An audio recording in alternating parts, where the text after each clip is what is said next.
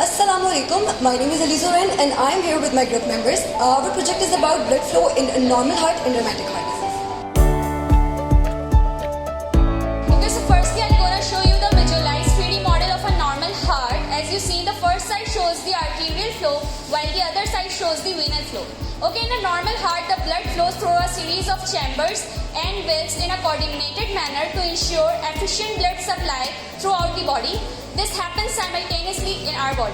Through superior vena cava that comes from the upper limbs and through inferior vena cava that comes from the lower limbs, all the blood collects into the right atria. Then when atria is fully filled, all the blood goes into the right ventricle. After oxygenation, all the blood comes into the left atria. Then when left atria is fully filled, all the blood goes into the left ventricle.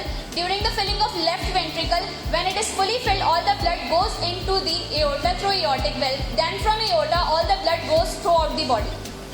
Rheumatic heart disease is a condition of heart in which the heart valves are damaged due to the repeated episodes of rheumatic fever. This condition is caused due to the autoimmune response of our body to the Streptococcus infection. In rheumatic heart disease, the valve tissue becomes thickened, scarred and stiff, making it difficult to open so it doesn't function completely. To understand better, you can imagine a door that is stuck or one that doesn't open completely. This is what exactly happening in a rheumatic heart disease. The damage causes the blood to flow backward, which leads to regurgitation and stenosis.